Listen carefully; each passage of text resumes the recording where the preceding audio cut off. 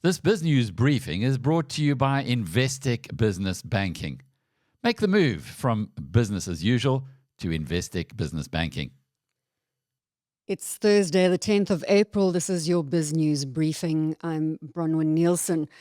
Donald Trump has announced he will pause reciprocal tariffs for 90 days on countries that did not retaliate against his levies, but he will maintain a 10% universal tariff. The president raised tariffs on China, however, to 125%. That's after China earlier increased its levies on American goods from 34% to 84%. Before Mr. Trump's reversal, EU members approved tariffs on 21 billion euros worth of American goods. That's in response to America's 25% levies on steel and aluminium.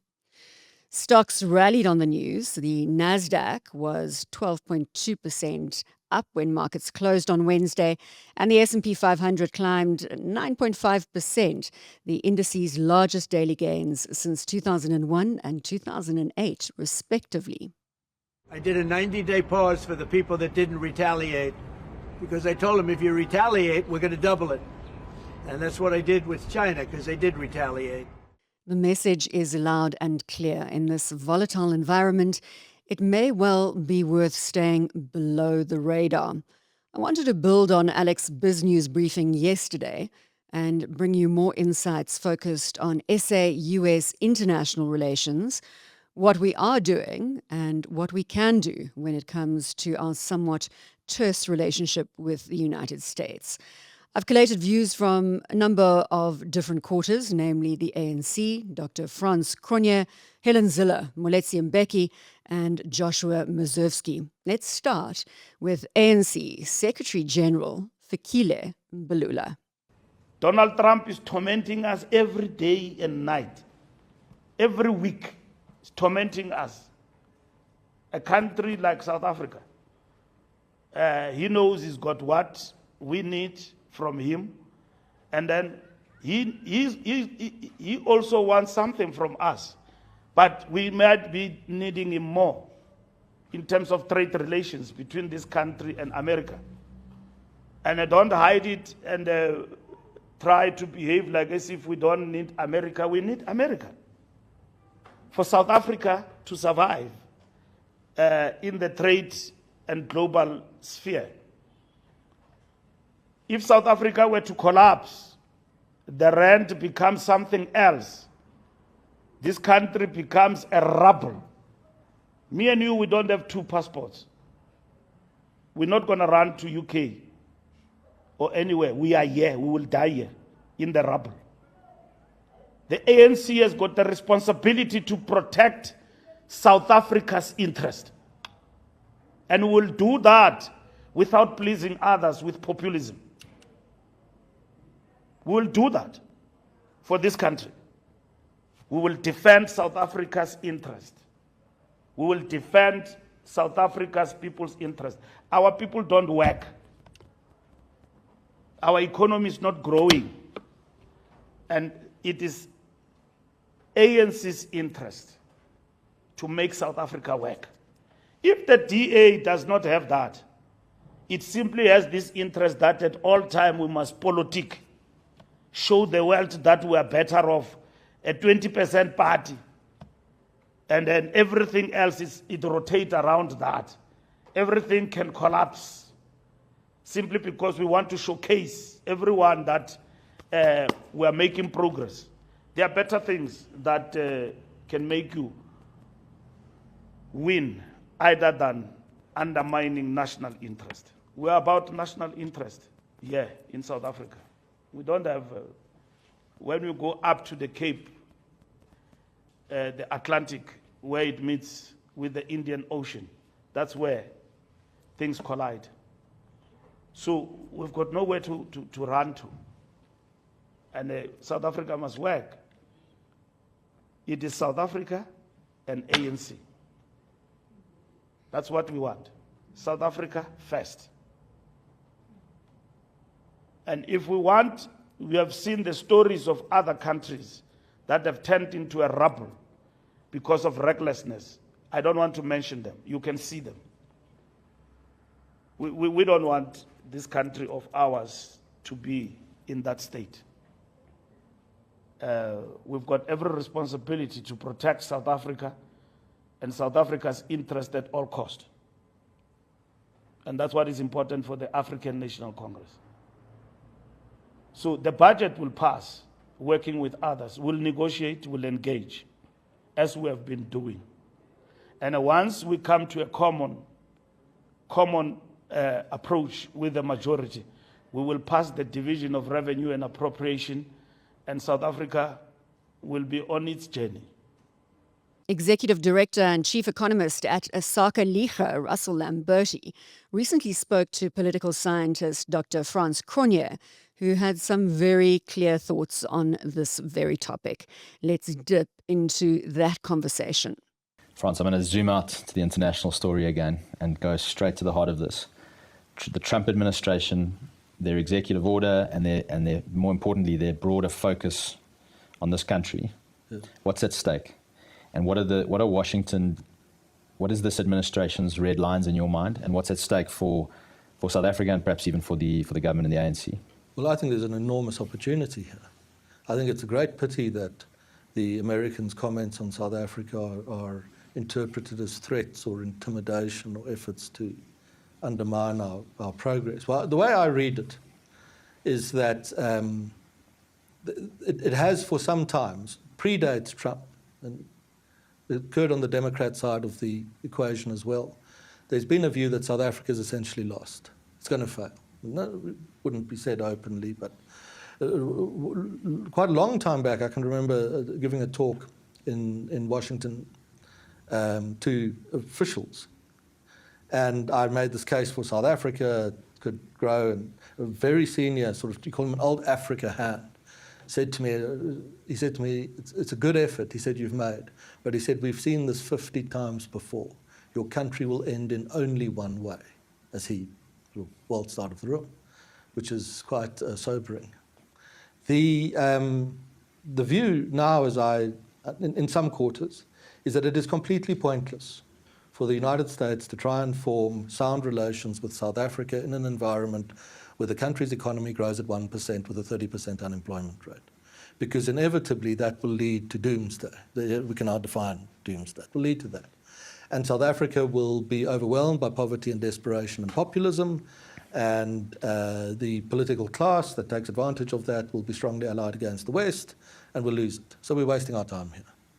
The only way that South Africa becomes a viable prospect for the US to build, the West broadly to build sound relations with, is to ensure that its economy grows very strongly. So it needs to lift its rate of fixed investment from the 15 to the 25%.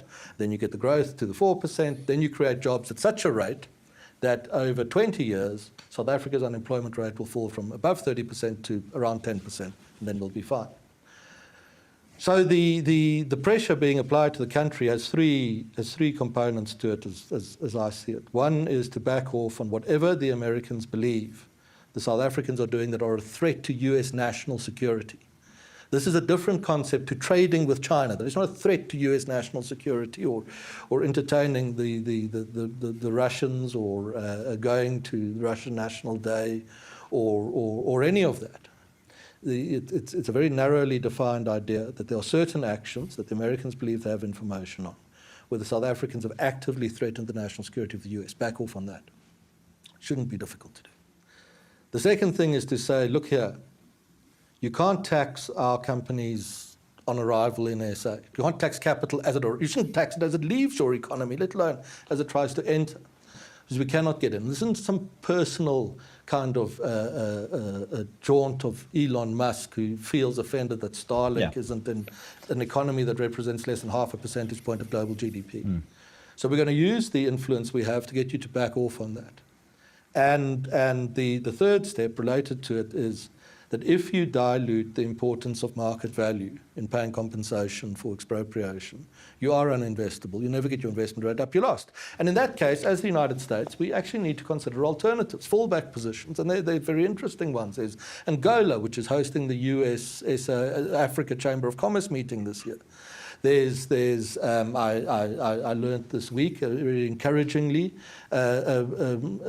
advancing efforts of a block of regional countries in Southern Africa, excluding South Africa, to try and strike some form of critical minerals pact with the US. South Africa's not there in that arrangement. So the demands are do those three things. And taxing capital on entry, that's things like BE requirements. If you say you can invest. I mean, I see it in my advisory life a lot of companies that quietly pass South Africa by because they say it looked good, but this doesn't make for an investment case. That's precisely what the World Bank said in the last week. Well, exactly. The World Bank itself, which is slightly underplayed because it finds itself on the same side as Donald Trump. I don't know which of the two would be more amazed at that a moment. In a report recently saying the very same thing, that you can't tax capital on arrival and think you're going to be competitive. So these are the demands of the American. This is the crux, as I understand it. The crux of the demands that are made. These are policies that are perfectly consistent with the success of South Africa's economy. They are policies that public opinion in South Africa would be very open to entertaining. They're actually policies that are probably essential to any prospect the ANC has of securing its political dominance in a free and open South Africa that remains a unitary state. At Sun Exchange, we make going solar simple, profitable, and completely risk-free. Join over 100 satisfied South African customers already enjoying the benefits of risk-free solar. Start saving today. Visit sunexchange.com and join the solar revolution. In the world of business banking, the bottom line can often triumph over relationships. At Investec, we value both. Make the move from business as usual to Investec Business Banking. Out of the ordinary.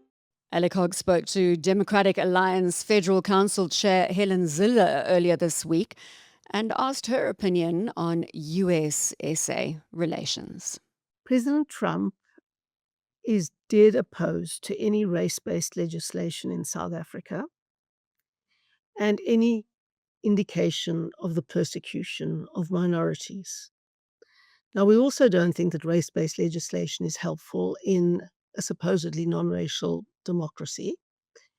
And we also are completely opposed to discrimination and oppression on minorities. That's why we were appalled by the Constitutional Court judgment that said kill the Boer is not hate speech. Of course, it is hate speech in our opinion, and I think in most people's opinion. So those kinds of things are worrying, but we don't believe that all South Africans should be punished. And the people who are going to be the most profoundly punished are the people who are going to lose their jobs in car factories, are the people who are going to lose their jobs on the farms of the Western Cape and other places because we, for example, export lots of citrus to the United States and other agricultural products. So the workers are going to be hardest hit by these measures, and this is the tragedy for South Africa. Yeah, BMW, 50% of their production in South Africa goes into the US market. And of course, they'll be priced out of it immediately. And the numbers, I did some work on them the other day, with 23 billion rands worth of exports.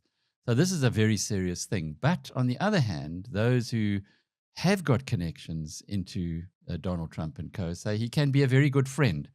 We haven't even explored that opportunity yet. Is there anything within the government of national unity, we'll talk about that in a moment, which could maybe change that or turn that around so that America starts supporting us rather than punishing us? We have to box very smart because we are not important to America. Minority rights are massively important to Donald Trump in South Africa. But our economy is of absolutely no significance in the American scheme of things. And so we should not think that we can retaliate at an economic level that'll give the USA a bloody nose. We have to box very, very smart here. And boxing smart would be, for example, not to increase tariffs to impossible levels, but to reduce tariffs, especially on products that we don't make in South Africa, to encourage many people to invest in South Africa, so that we can start making up for a lot of the trade we will lose to America. So here we've got to do some very serious calculations, no knee-jerk reactions, proper economic analysis, thinking over the long term, because that is what it'll take. Alec also spoke to Moeletsi Mbeki, chairman of the Institute of International Relations, who said that South Africa needs to fix US relations to best serve South Africa's national interest. The two main parties at the end of the day, I mean, they are the people that matter in the government of national unity.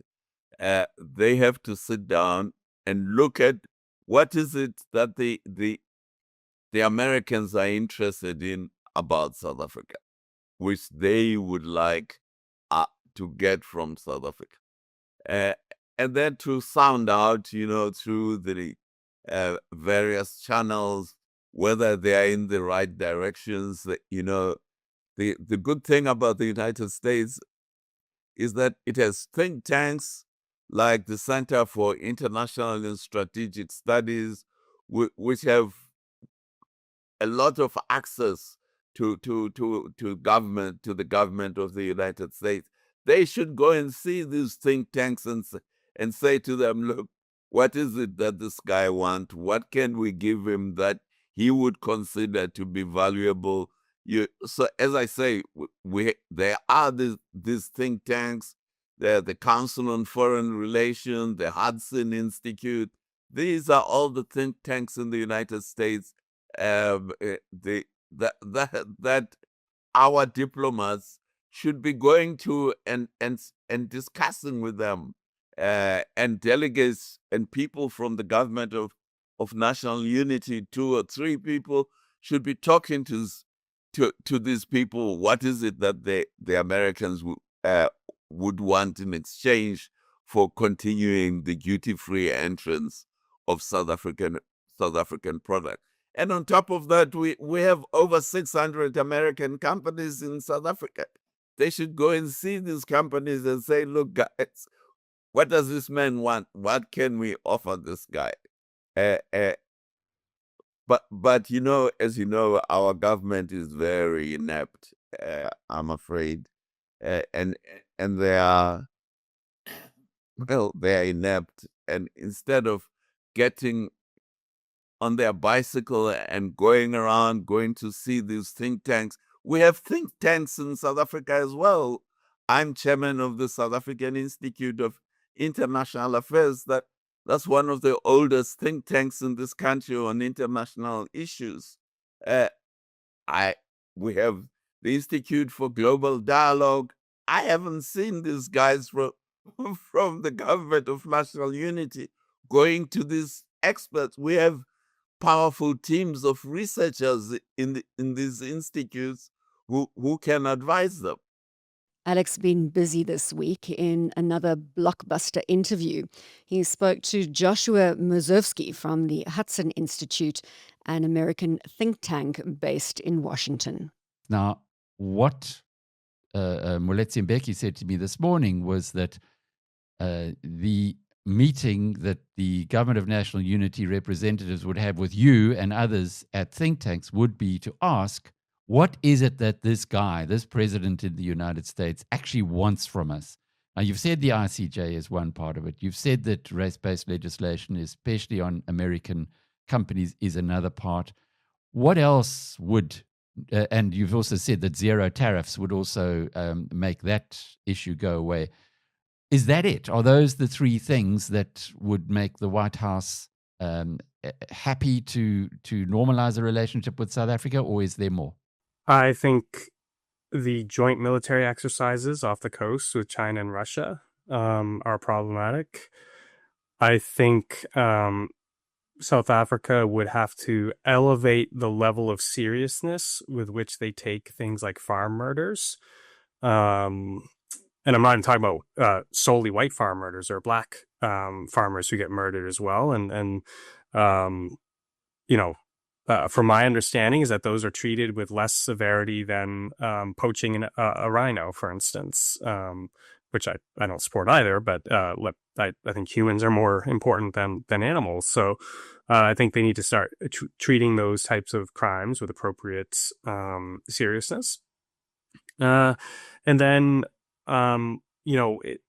with the ICJ case that I've already referenced, there's other steps that they could take with Israel, restoring diplomatic relations. Remember, South Africa withdrew its ambassador from Israel, and Israel withdrew its ambassador to avoid the ambassador being expelled, probably, is where that was headed. I think South Africa could use its good offices at the AU and stop trying to block the Israeli representative. This just happened again. So there's been several times where the Israeli representative, Israel was granted observer status, but then South Africa and Algeria especially have been behind this campaign to keep them out of AU gatherings. So there's a number of things. It appears that they've backed off renaming Sanson Drive Leila Khaled Drive, which is very wise. There's plenty of other people they could have named it after.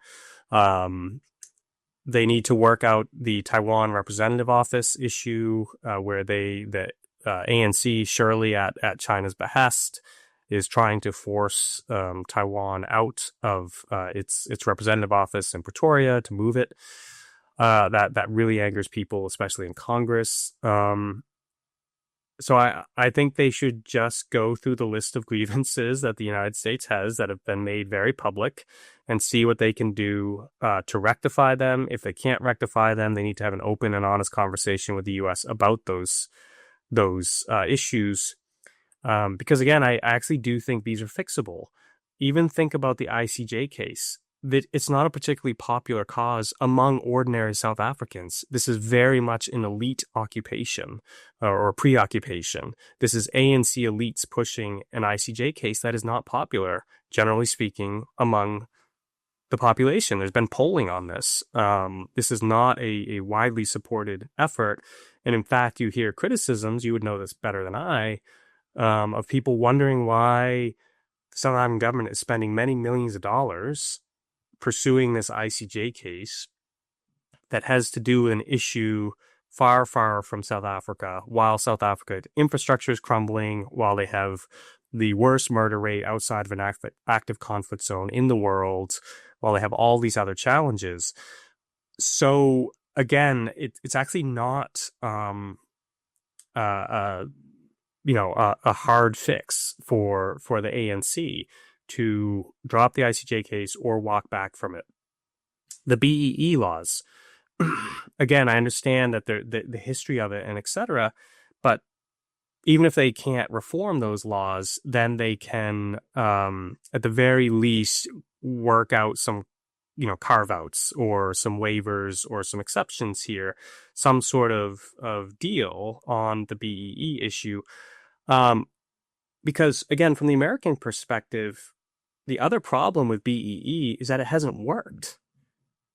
It has failed in South Africa. The only thing it has done is enriched a very small cadre of elite, usually ANC officials, but a small cadre of elites. That's the primary achievement, if you want to call it that, of the Black Economic Empowerment laws. So these are failed laws that are morally offensive to the Trump administration. And so, again, I think, some sort of carve out or workaround on those would be very appropriate and really, really well received by the Trump administration.